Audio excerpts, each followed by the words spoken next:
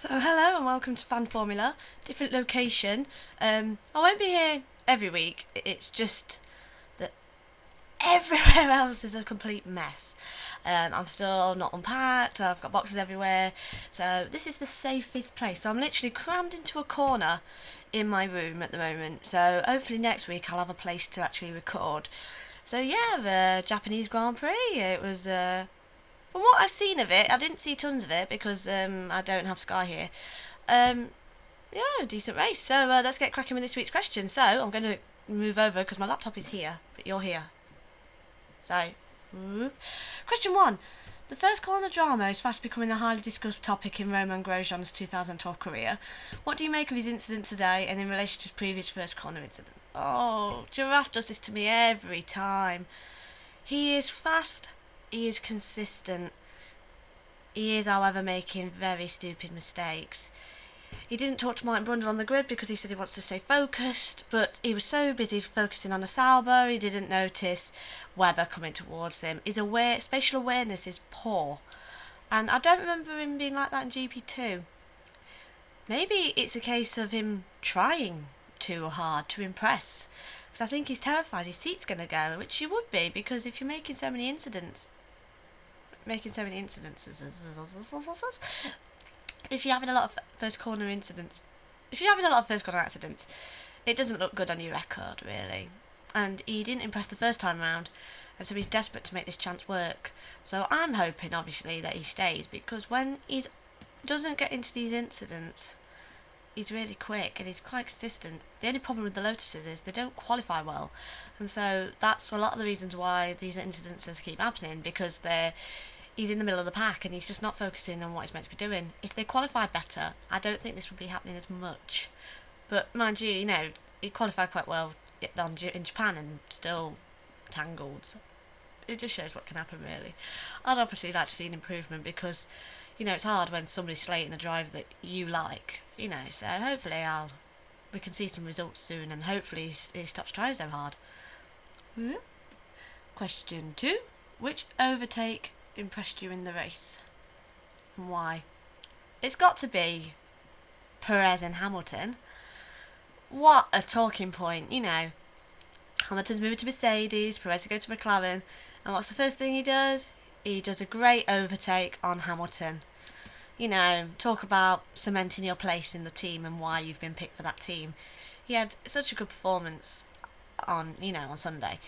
Not as good as Kobayashi, but still a really great performance. So that for me is my overtake because I love that when that happens in the driver season when drivers overtake the people they're replacing. I just think it's a little bit of small irony, really, of look at me, look what I can do. Question 3, driver of the day and why? Oh, it's got to be Kobayashi for me. I'm really impressed. Now he's struggling. He's trying to save his seat. Where am I looking? I'm looking over here. He's struggling to save his seat this year.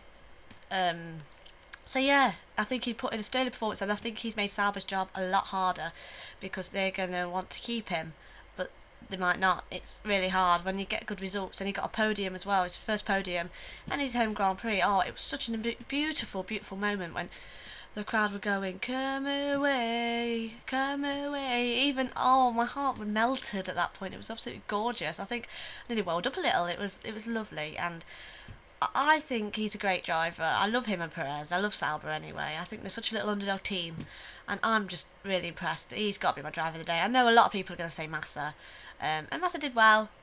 First podium since 2010, but for me, Kamui did the business today and kept it a great third place. Question. Oh no, not question 3. These are layers.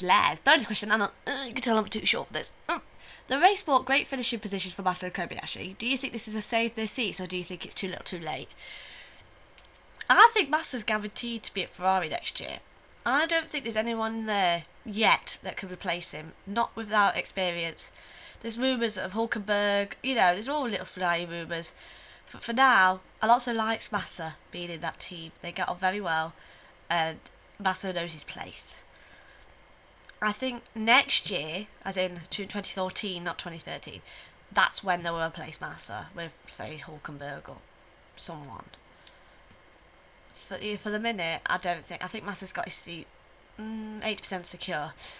Kobayashi is one that I don't know about. As I said earlier, I think they've he's put the what's the word the cat amongst the pigeons because he wasn't getting great results as Perez, and now all of a sudden he's just cracked out this result out of nowhere, and I think that's going to make Sauber's job a lot harder, especially because Sauber is such a good team in the midfield that a lot of people want seats. You know, there's rumours of Valkyrie, there's Hulkenberg.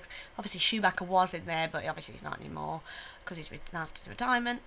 So yeah, I think Master Seat's more secure than Kobayashi's, but with everything, you never know. Like, come on, you expected Perez to be at McLaren? No one did really. You know, so it can all swing around. You know, I'm expecting, one man Fangio in there at this rate because you just do not know what's going to happen in Formula One, and that's what I love about it. It's it's unpredictable. So yeah, that's it. It's a very short one this week. Do apologise. I'm just a bit really busy, so I'm just squidging this in.